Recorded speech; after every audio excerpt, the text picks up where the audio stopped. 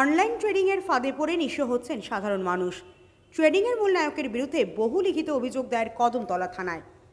Online ট্রেডিংয়ের আরও এক পর্দা ফাঁস। একের পর এক চাঞ্চল্যকর তথ্য বেরিয়ে আসছে অনলাইন ট্রেডিংয়ের মূল নায়করা গা ঢাকা দিতে শুরু করেছে। তবে এ কাণ্ডে জড়িত মূল নায়ক দিলনায়ার হোসেনের বিরুদ্ধে রয়েছে পাহাড় প্রমাণ, অর্থ নয়ছড়ের অভিযোগ। সাধারণ মানুষকে সর্বশান্ত করে বহু লক্ষ টাকা সে হাতিয়ে নেয় বিভিন্ন প্রলোভন দেখিয়ে। তার বাড়ি চোরাইবাড়ি থানাধীন উত্তর ফুলবাড়ি গ্রামে হলেও সে কদমতলা থানা এলাকায় কালাকাঙ্গের পাড় গ্রামের অধিকাংশ মানুষেরই মোটা সুদের প্রলোভন দেখিয়ে বহু লক্ষ টাকা নিয়ে অনলাইন ট্রেডিংয়ে লাগায়। ওই এলাকায় তার ডজার মেশিন দিয়ে মাটি কাটার ছল করে সাধারণ মানুষকে বোকা বানিয়ে এভাবে লক্ষ লক্ষ টাকা হাতিয়ে নেয়। ঘটনাচক্রে এমনই অভিযোগ করেন কালাকাঙ্গের পাড় গ্রামের ভিতরগুলোর এলাকার 1 নম্বর ওয়ার্ডের বাসিন্দা আছিয়া বেগম। স্বামী মৃত হারি চালি ওনার কাছ থেকে সে বিগত বছর খানেক পূর্বে 1 লক্ষ টাকা নেয়। দরিদ্র আছিয়া মাইক্রো ফাইন্যান্স গ্রুপ থেকে সুদের মাধ্যমে এই টাকাগুলি নিয়ে দিলোয়ারকে দিয়েছিলেন বলে জানায়। এখন টাকা পাওয়ার জন্য উক্ত মহিলা দিলোয়ারের বাড়িতে গেলে তাকে ধরে মারপিট করে এবং টাকা দেখা দিয়ে পুলিশকে খবর দেওয়া হয় বলে অভিযোগ করেন বৃদ্ধ মহিলা আছিয়া। তিনি তার কষ্টার্জিত টাকা ফিরে পেতে কদমতলা থানার দ্বারস্থ হয়েছেন। অপরদিকে একই গ্রাম পঞ্চায়েতে 6 নম্বর ওয়ার্ডের বাসিন্দা আলী হোসেন পিতা মাকলিশ আলী, সেও 1.5 বছর পূর্বে 2 দফায় 1,70,000 টাকা দিয়েছিল দিলওয়ারকে।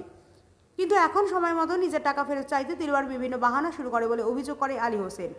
তাছাড়াও রয়েছে ওই গ্রামের নজরুল হক, আশুকুদ্দিন ও হেকিম উদ্দিনরা। তারা 3 জনে মিলে 2,40,000 টাকার নগদ অর্থ দিয়েছিল দিলওয়ার হোসেনকে। তখন দিলওয়ার তাদের আশ্বস্ত করেছিল নগদ অর্থ ফিরিয়ে দিতে না পারলে একটি টিপার গাড়ি তাদেরকে দিয়ে দেবে বলে। বিনিময়ে দিলওয়ার সেই নগদ অর্থ নিয়ে অনলাইন ট্রেডিংয়ের কাজে জমা করে বলে অভিযোগ। 1 বছরের ভেতর টাকা ফিরিয়ে দেবো বলে আশ্বাস দিয়ে দিলেও প্রায় 1.5 বছর হয়ে যাওয়ার পরেও দিলওয়ার বিভিন্ন প্রতারণা করে টাকা দিচ্ছে না। তাই নিজেদের পাওনা টাকা নিতে একের পর এক ব্যক্তিরা দিলওয়ারের বাড়িতে ধর্ণা দিলেও মিলছে না টাকা, এমনকি তার টিকিট লাগানো পাচ্ছে না বলে জানান ভুক্তভোগীরা। বর্তমানে সবাই কদমতলা থানায় পৃথক পৃথকভাবে দিলওয়ার হোসেনের নামে লিখিত অভিযোগ দায়ের করেন। তারা জানায় পরবর্তীতে ধর্মনগর আদালতেও তার বিরুদ্ধে অর্থ নয়ছয় ও প্রতারণার মামলার দায়ের করবেন ভুক্তভোগীরা। চোরাইবাড়ি দিলওয়ার হোসেনে আমরার কাছে আগে জিসিবি গাড়ির কাগজ দিয়া টাকা 2,40,000 টাকা নিছিল। আর তার বাড়িতে গেলে এখন বহুত দিন তারিখ করে দেন, আর বাড়িতে গেলে খালি তোমার গালাগালি করে মাইদুর করে। কালকে গুজরাট গেছিলাম আমরা, দরিয়া করে সুদ ডাকাত দরিয়া যে করে আজকে তার যে আমরা কমলা থানার একটা এফআইআর করছি।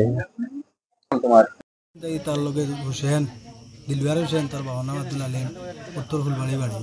দীর্ঘদিন থেকে তার লগে আমার বিজনেস চলে। তার গাড়ি জিসিবি দেয়, আমার কাজ করাই, মনে করো আমিও একটু ভাই তারা দেয় পয়সা। কয়েকদিন তার গাড়ি খারাপ হয়েছে, আমার কাছ থেকে টাকা নিয়েছে, আমি তার কাছ থেকে নিয়েছি টাকা 20,000, আর এক মহিলার কাছ থেকে নিয়েছি 40,000। এখন দিলাইব কইয়া নিছে, আমার কাছ থেকে বলান টাকা নিয়ে টাকা ঢুকাইছে টোটাল 1,70,000।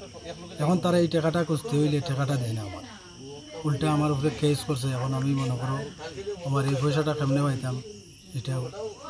দিলওয়ার হোসেন এর বাদে আমার কইছে তুমি এক কাম করো, তোমার ফুলারে লইয়া বিয়ানে সকাল চা খাইয়া আইও, আইলে তোমারে আমি পয়সা দিমু।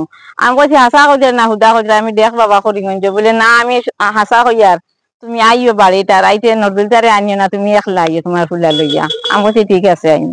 ও বিয়ানে আমার ফুলারে কইছি বাবা উঠি আয়, আমি যাইতাম চোরাইবাড়ি। হোসেনে কইছে যাইতাম, গেলে টাকা কিন্তু লইয়া আইম দেবা। আহে কতদিন ধরে তারিখ করে আমার ঋণ আছে, আর বন্ধন গ্রুপে মানে না, আইয়া বন্ধন গ্রুপ আইয়া মাসও 2 তারিখ আইয়া ফসি যায় গিয়া। ব্যুরো রিপোর্ট হাল্লা বল।